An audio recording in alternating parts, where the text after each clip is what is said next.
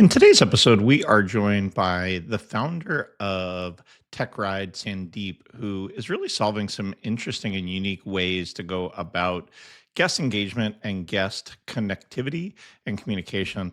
I was really blown away with how mature his software has gotten and really the amount of problems that he's solving for people as it relates to third party delivery and communicating outside of the four walls. Stay around till the end to hear some of the success stories that Sandeep has had with some of his clients. If you don't know me, my name is Jeremy Julian. I run the sales group for CBS Northstar. We sell Northstar point of sale for multi-units. Please check us out at cbsnorthstar.com. And now on to the episode. Welcome back to the Restaurant Technology Guys podcast. I thank everyone out there for joining us. As I say each and every time, I know you guys have got lots of choices, so thanks for hanging out. Today, I love these kind of stories because we'll talk quite a bit about it, but I love startups that kind of scratch an itch that they see in the market, an opportunity to ultimately to make restaurants better. And so I'm going to introduce Sandeep. Sandeep, why don't you introduce yourself, give a little bit of your background, got a chance to catch up both before the show and you guys sent over a little bit of a bio. Pretty cool story, and I love kind of hearing these types of stories. And then we'll talk a little bit about how you're solving quite a bit in the way of restaurant tech and why you went after that. Yeah, perfect. First of all, thank you so much, Jeremy, for having me here. So it's my privilege to talk to you. I'm a techie guy, so I'm a computer BTech graduate. I was studying in India. Then I entered into hospitality sector. I worked with my first company was POS. I joined as a POS installer. Then I moved to Micros, Oracle. Then from there, working with Micros, Yum Brands hired me. The unique problem I found there was like being a big enterprise, they had a lot of IT people, but still they were struggling to connect Micros, which is a big POS system, to many apps. So that was the idea from where I thought if the big brand is struggling, although they have deep pockets, all the resources, IT and everything, even Oracle has very good relationship by then. Oracle acquired Micros by then. So I thought like, why not create a simple, easy to use middleware kind of setup, which can help any restaurant operator to connect to any app to the point of sale system. So that was the idea. In 2016, we created a middleware to connect all the apps to the point of sale system. Then we added a lot of other point of sale system, a lot of other middlewares. And then I finally moved to North America market. So here I currently am in Canada. So we have now customer across the globe using our system integration to the multiple levels. And not only that, we have taken a lot of pivots after that. We added a lot of other functionality to our product suite, and this is where we stand. So now I am more of a sales and marketing person. Started with like a technology background. I involved most of my time into marketing. That's why I thought like podcast is a great opportunity. So Jeremy, thank you again for having me here and giving me the opportunity to present TechRyde and myself and the company and our vision. Yeah, talk to me real quick about TechRyde because I do want to talk a little bit about the background because it's always funny when I get tech people. They're like, "Oh, it should be so simple." They're used to open APIs. They're used to some of these kind of things that happen in the regular, I guess, outside of the POS world. But what is TechRyde before we jump into kind of how and why you thought that this was a great place to start and to go solve these problems? But what is it, that middleware? I know you guys do a lot of different cool things within the space. And so kind of what's your main focus and where did it start and where is it going? Exactly. So this is the common question I've been asked so many times when we exhibit at the trade show and do a lot of other stuff, because we are not only just the middleware aggregator.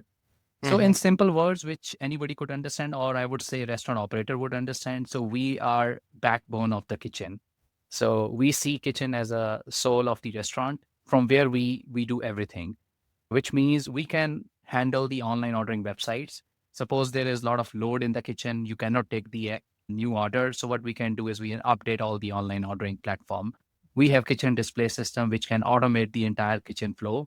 So chef's life is, we made his life very easy because they can now see what they can cook, unlike any other kitchen display system, which can just simply send the orders and in a sequence, and then chefs start to cook it. Our system is built for saving the labor cost, saving the food cost, and making the customer happy. We also take care of the consumer. So they leave satisfied because they're getting hot and warm food. And in the end, make staff more organized. So that's the whole idea. So we want everybody to be happy. And not the least, we also take care of the environment with our technology, with our automation and batching of the orders together. So there's less carbon footprint when the driver goes out to deliver the food. So if it is still sounds very confusing, so all the pieces tied together is within the kitchen. So we ensure the food is cooked right on time, hot and fresh every time when it is delivered to the customer. And as I talked to different restaurant operators, I don't know, 20 years ago, they had channels and there was really mostly one channel and you might have 7 or 8% of your sales that were going out another channel. If I'm a delivery pizza place, almost everything is delivery. But nowadays, the consumers expect to be able to order on a third party marketplace, on your website directly. They want to be able to call the store and get an order. They want to be able to sit down in the dining room. So the complexity of how they produce food continues to be a challenge. Is that what you guys saw as you guys have been going to this kitchen automation path that says, how do we solve both for the consumer and quite frankly for the staff member? Because the staff member is also struggling to figure out how to manage that. Is that where you guys are trying to solve those problems for both sides of the equation? Yeah, 100%, Jeremy, you are on spot on. So what happens is, imagine a kitchen at a busy time, even at a normal time. There's a lot of orders coming. People are ordering from online orderings. There are a few people ordering from Uber, DoorDash, Grubhub, Skip the Dishes, and their own website too. Somebody calling, somebody in the restaurant in front of kiosk system using the phone app, or there are people seated on a table. There are cars in the drive-through, and the chef who is just very expert in cooking the order doesn't Yes. know doesn't know what's going on outside the four walls of the kitchen. Where are my Uh-huh. drivers? How's the weather outside? How's the traffic look like? How many orders in queue? What is the promise time? Right? So there are so many moving parts which human brain cannot analyze on the real time basis. So this is where technology is taking care of it, so that the business can focus on their business side, and where technology can help them assist, smoothen the operation, help the customers, their consumers, and their staff, everybody. So that's what we guarantee 2,500% ROI when somebody uses our system. So ROI is driven from increase in profit, reduction in labor, and reduction in food cost. So that's which is very huge. And Mhm. nowadays The restaurants, only two prime costs you can control are labor costs and food costs. So if you're not yeah, controlling them and finding solutions that can help with that is huge. yeah, exactly. And we have data to validate it. The people who have started using such kind of technology, they have seen 100% on-time delivery. Like, for example, Pizza Hut Australia, they use our integration with all the locations, like 13 countries across the globe, Pizza Hut using our system. 100% on-time delivery is huge for quick service brand like Pizza Hut, right? So that's huge. And they also have seen growth in number of orders. We process 225 million transaction every day, every month for Pizza Hut. So labor costs, all that contribute to $4,000 in saving after spending a little money for our subscription. Yeah. So tell me, how is it that you guys are calculating 100% ROI on these things or 100% delivery time? That's unheard of. I don't know how you guys are able to, one, track that, number two, accomplish that because. I mean, at the end of the day, there's so many moving parts. And I know for any of our restaurant operators out there, they're like, yeah, this guy's crazy. Help them understand how and where you guys are getting that data and ensuring that by implementing a solution like this, they can get there themselves as well. Yeah, that's a valid question, because this is the common question again asked when we say, oh, we can achieve 100% ROI and your deliveries. And not only that is part of our agreement. So when we sign an agreement with any customer, we say these are your KPIs. Your customer satisfaction score has to go up by, say, 20%. If you're right now at 70, we can take it up to 90%. And your on-time deliveries will be 100%. We guarantee it. That's part of our agreement. If you're not happy, there's no foundation. So how do we calculate? That's the beauty of technology. So that's why where we say kitchen is soul of the restaurant, we our entire calculation is based on machine learning. We have written algorithms which can optimize the flow of the kitchen order. So for example, we will only show up those orders in front of chef which they can deliver easily on time. Suppose you and I live on same street, there is another person live on different street. We can batch, our system can batch our orders together. So not only like on time delivery, even efficient delivery. So when driver take goes out, he can take both of our orders together instead of going back and forth each time. So imagine there are so many orders in the restaurant, busy time. So system is making it more easier, more effective. And that's why it's 100% on time delivery. Batching is one thing, also route, deciding best route based upon traffic. So we know when the traffic is going to increase, what is the best route to deliver the food. If restaurant operator has multiple third-party delivery channels available, we even find who can be the best efficient, economical resource for the restaurant. So if it is close delivery near to the restaurant, we assign it to the restaurant driver because he'll come back quickly, pick up the another order. So there are many things I can talk a lot about it. Suppose there are two Pizza Hut chains or maybe any two restaurants just close by in 2 kilometers distance, and there's another driver sitting idle. And we have a lot of orders in the another branch. We can do driver sharing too. We can ping that driver, come and pick up the order. So that way it will be more productive. That's how we save the labor cost too. That's amazing. And again, statistics showing 100% delivery on time is also remarkable. I was actually watching the History Channel had the history of Pizza Hut, and they had that thing, or Domino's, maybe 30 minutes or your pizza's free when they were struggling, but it was a huge marketing ploy that they ended up doing. Sandeep, let's take a step back. You talked about your early career and getting the source data, whether that be coming from an online order, the third party delivery, point of sale. How has that translation been? Because it's hard. It's hard doing all of these different modalities because the way that DoorDash reads an order and publishes it and the way online ordering platforms do. Are you guys taking all of that and putting point of sale at the core of it? Or are you guys still at a place where you guys are integrating? Because doing that translation layer has to be hard to be able to see what is Micro saying? What is Toast saying? What is Square saying? What is Clover saying? Whatever the system is record. And then you guys have to translate it into business terms to be able to make a decision on it while also looking at some of the newer systems that are out there that are digital native. Yeah, yeah. So that's the good thing about is we got that patented also. So this the layer is so complex. Many systems talk in different language. They have different data set. We made it generic. So we got our patent in 150 countries, including US. It's patent pending. So because we do a lot many things, also the data processing, updating the website on real time promise time expectation. Along with that, we take care of dine-in orders too. There are a lot of data within the restaurant as well. People are coming, going, their allergic information and their past history, their complaints. We have integration to even hotel property management system. There's a lot of data sitting with the Oracle database, let's say, in the property. The guests Mhm. are visiting Marriott, Starwoods, and all their preferences are noted. So all that complexity of data. So we have collaborated together into our data source. So we collect data from different data sources, point of sale, third-party websites, online ordering, and even APIs, third-party APIs. Collect all the data source into the point of sale and then run the machine learning and decide which order is more important in for the kitchen. So that's one part, this which we have patented and put our fencing along the wall so that it gets secured and all that. So we take care of data security as well. When data is in transmit or being published to cloud, all that is being taken care. So we are an enterprise app. So for any enterprise build. I love it. Let me flip and I'm ask a more personal question. How has it been going from the tech side to the sales and marketing side? Has it been a fun journey for you? Because I know a lot of tech founders struggle with kind of how do I translate this into plain English for somebody? Because just even based on some of the responses, I can tell that you think technically and then you translate it to because you've just been doing this for a long time. I'd love to have you share a little bit of how has that journey been for you personally, getting into kind of let me paint the vision for what it is that we're creating.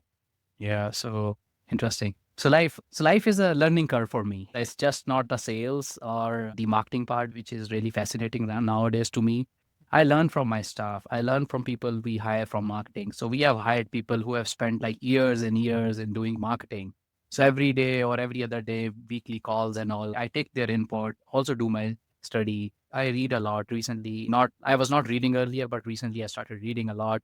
Blue Ocean Strategy is a good book which I follow Amazing book. for marketing. Yeah. So a lot of things I have improved in myself, like my lifestyle, my eating habits, my sales and energy passion. So I know business is all about sale, right? So if you want to run a business, if you are only tech focused, you won't be able to survive. So I learned it hard way and all. And like I said, it's a learning curve every day. Even I know in future I'll be learning a lot. Still, I am not expert. So this podcasting also, I never imagined I would do podcast one day. So this is part of marketing. So I'm learning. Maybe I'll improve more in podcast too, and part of join you in further podcasts and all that. So let's see how it goes. I love it. I love it. Talk to me a little bit about the kitchen automation side of things. You talked a lot about guest and staff behaviors. And again, I just was on the phone with another person that produces KDS software and hardware last week, and we were talking about how consumers really are looking, whether it's Amazon, they tell you your delivery driver is 10 stops away, your delivery driver is 8 stops away. In the restaurant, it's like this pray that the food is going to get to you. Domino's has had this pizza delivery tracker. How is it that you're helping automate the kitchen tasks? You talked about it a little bit earlier. The chef needs to know what he needs to know when he needs to know it. Any extraneous data is going to hurt his ability to produce the food, whether it's the line cook, the prep cook, whomever. Help me understand how you guys have built out something to automate that heart of the house, that the engine that produces those items, because that part is tough. That part is tough to be able to know that I have a New York strip and I have a Caesar salad, and how do they come together, especially with so many different inputs. And we talked about them just a few minutes ago. So there are so many moving parts within the kitchen. Like I said earlier, the traffic, how many chefs available, how many drivers available, how many equipments available, promise time, number of items in order, how many order channels are there, how many orders are in queue, Yeah. and what is the historical data. So a lot of data is being feeded into the system, and system is running algorithm. So the best part of the machine learning is system is learning every day. The more data you feed, system is becoming more efficient, more perfect day by day, more learning, more everything is there. So that's how all these parameters we have added into the system. First time we input the system, train it. Okay, so system has to behave in such a way we ensure every order is fulfilled on time. The whole idea of the automation is the consumer should get hot and warm food every time, even if it is a delivery order or a dine-in order. If the customer is seated on a table, he should get his rounds every round on time. So that table turn time also improve. So we take care of all the different segments. It's not just the delivery part of it. Now talking about the automation for consumers. So there was an article in HT Technology recently. They have done research on Canadian, all the people who are ordering food. So 70% of the consumer said that they want to see the real-time order status from the kitchen. There are many apps, many restaurants, they provide real-time status in terms of where is the driver. Even like I know Uber Eats, DoorDash, they provide the driver tracking ability. Driver is out of the store, order is now submitted to the store, it is approved. So what we do further to that is we provide granular level of real-time status from the kitchen.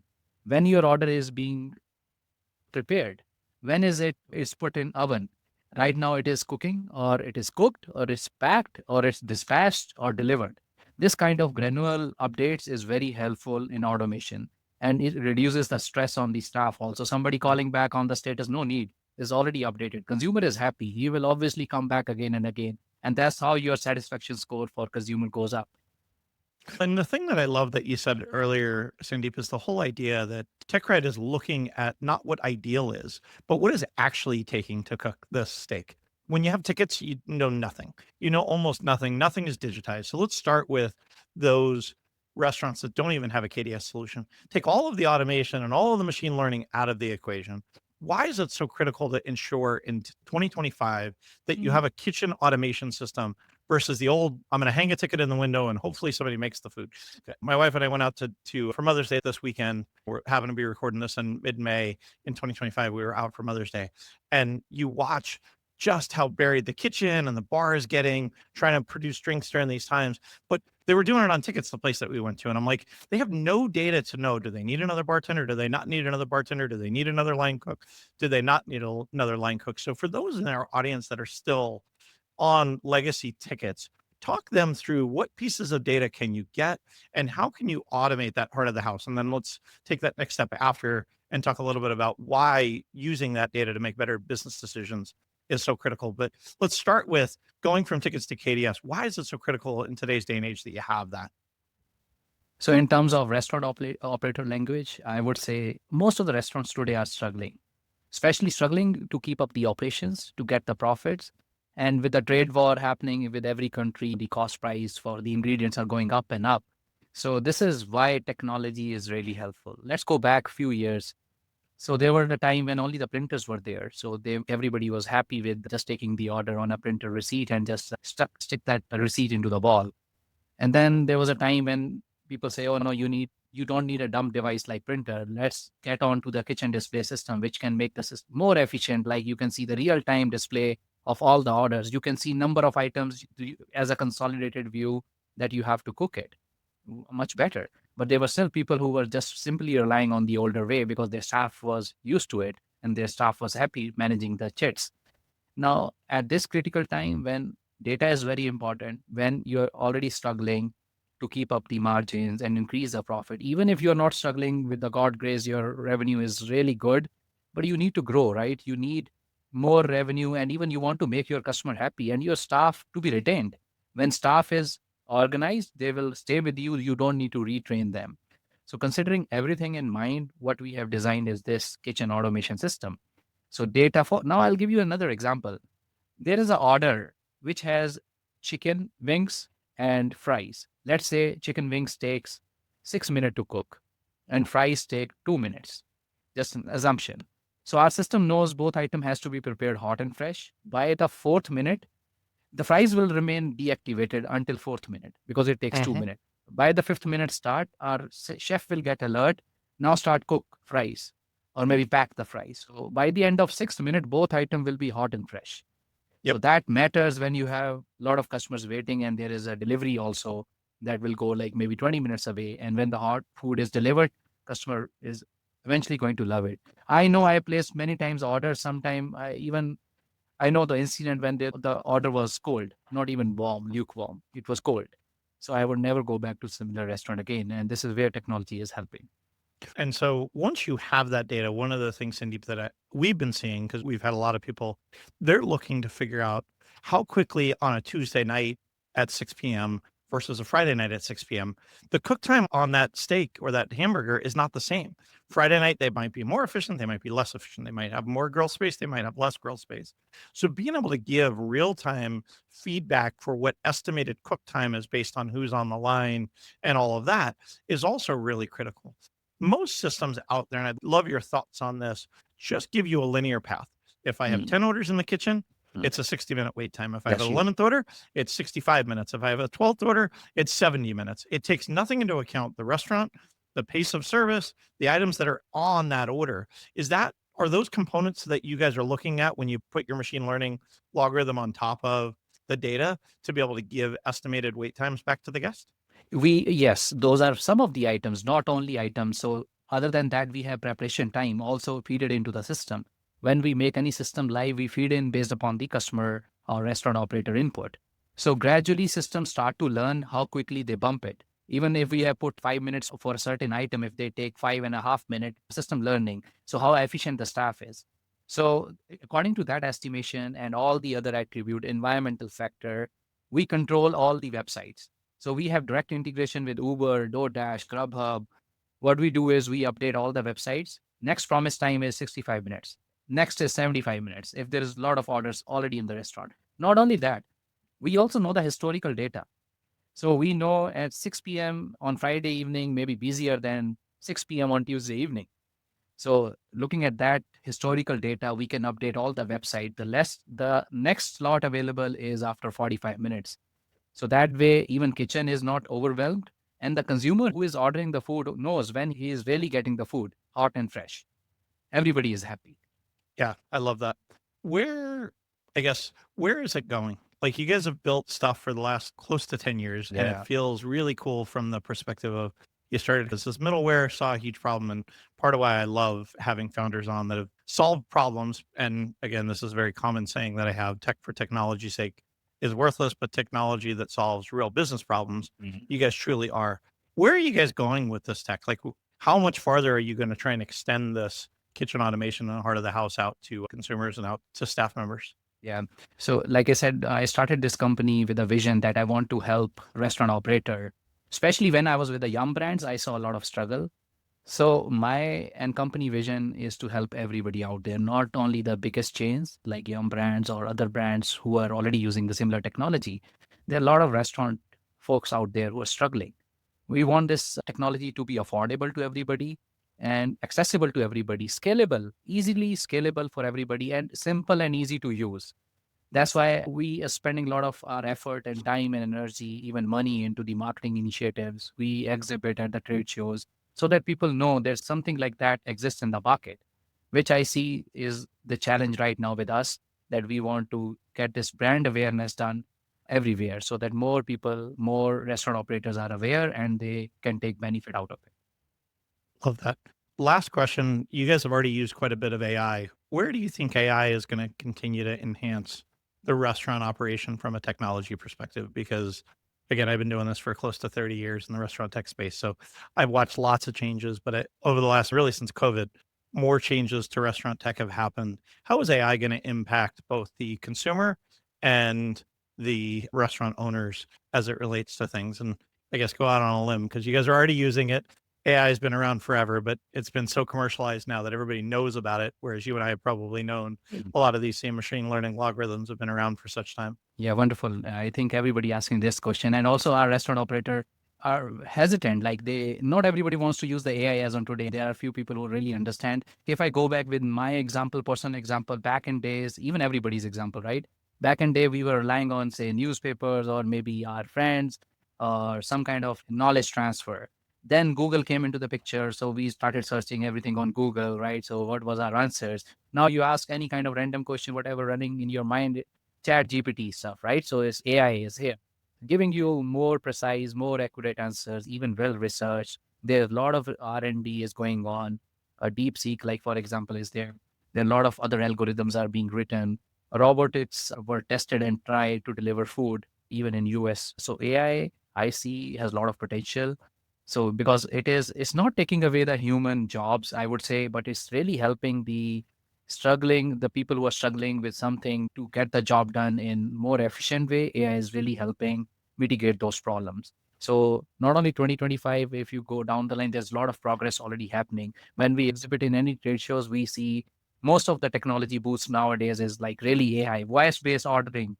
Like there are so many examples. So all these pieces, if they are tied together and able to help restaurant industry specifically, I'm talking about restaurant only, but overall, AI is helping everybody. So there's a lot of potential, I would say, and there's a lot of work has to be done here to make everybody succeed and grow. Yeah, no, I love that. And I think the ability to get to that data faster, easier, and consolidate it. Even 8, 9 years ago, when you guys started looking at this data, it was Yeah. really hard to normalize. I'm sure it's going to only get easier and easier. How do people learn more? How do people get in touch? What platforms are you guys integrated with? And again, I think as I'm sitting here listening, going, oh, I can get that large of an ROI. Why wouldn't I at least pick up the phone and call? How, Sandeep, do they get in touch with your team and figure out how to learn more? Yeah, we have our contact us page I'll share after this conversation. So they can reach out to us on techryde.com or our social media handles like LinkedIn, Instagram, or X. We are everywhere. So they can contact us. Anybody wants to reach out. It's easy to reach out. And we are integrated to many point of sale system. Let's start with micros because I worked with micros, even legacy versions of micros, Symphony 3700, Square, Lightspeed. There are a few more, Shift4, Infosys, Chigi. That's mostly used in hotels industry. We have payment integration to Stripe, Azure.net, Shift4 again, Elavon, Clover point of sale too. We are integrated. So there are many apps which we are integrated and we don't use third-party plugin. Everything is owned by us in terms of integration. So Great. it's one company providing you online ordering integration to food apps like DoorDash, Grubhub, Uber Eats and everything. Integration to your point of sale system is one company. In back office, you have one company using kitchen display system providing you the automation. We have dispatch app which can batch the order, route the order together to deliver. And we have delivery apps too. And we have delivery integration to Uber delivery and DoorDash delivery as well. Yeah. So there are a few more things like kiosk system and order taker, like you can pay and add your order on a table. So that's all part of our entire package. We charge $150 and ROI is huge. For $150 is per month per location. And ROI is, I already told you, 2,500% ROI, which is part of our agreement as KPI. Yeah, no, that's amazing. And you very seldom see tech companies that put that out on the line that say, you know what, this is what our ROI is.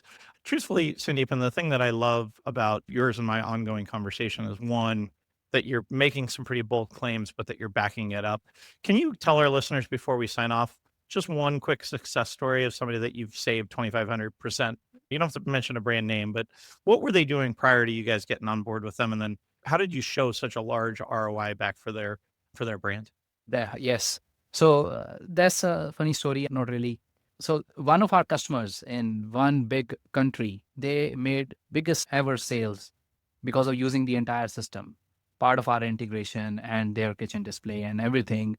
So millions of transaction and everything worked very well. In one day, their sales skyrocketed. And they achieved 56 months of positive month-on-month growth after implementation of the Hang on, say system. that again. 50, How 56 months of consecutive, yeah. that's insane. Yeah, Sorry, I don't mean to stop you, this but is I was like, no, there's no way you just said 56 months of consecutive sales growth. that's published on LinkedIn and it's a big brand, global brand. Yeah, so come reach out to me. We can get this data validated. And not only that, so how the 2500% ROI is translated, one is no chargebacks. Like you mentioned, Domino's, if 30 minutes delivery is late, they have to give chargebacks. So no chargebacks, 100% on-time deliveries. Customer satisfaction score we have seen increase, which brings more profit. Labor cost reduction around 10%, 8%, that also huge saving. So that's contributed to $4,000 in saving. And this system, when in use, in conjunction with online ordering and all that, there's more and more ROI. We are just talking about kitchen ROI at the moment. Yeah, No not order, including the no order delivery, error. the chargebacks, Yeah, all of it. It's amazing. You said so TechRyde is RYDE, by the way, not RIDE. So just I don't know where I'm gonna wind up if I show up at TechRyde, TechRIDE, but RYDE. And Sandeep, is there anything else that we missed that you would want our listeners to know other than to get in touch with you guys to get some guaranteed ROI if they implement the solution? Yeah, thank you. In case your listeners or our listeners have any other question, reach out to me, maybe related to their point of sale. Maybe there's some struggles going on. We can definitely have a chat about it. And we also exhibit in trade shows like NRA or other trade shows as well. So perhaps you would see us in one of those exhibitions as well. Come see our products and you will see the real-time AI. And then somebody want to see a demo of artificial intelligence and all, we have entire demo system available where we can put some scenarios out, somebody ordering food from this distance to another distance, how system is sequencing the order. We can show it on the real time. Love that. I would love to stop by next week. I'll be at the show in Chicago. I know this episode won't get out till after that show, so hopefully I'll have had a chance to meet in person. Sandeep, good luck continuing to grow. To our listeners, guys, thank you guys for continuing to tune in. If you haven't already subscribed, please do so on your favorite player.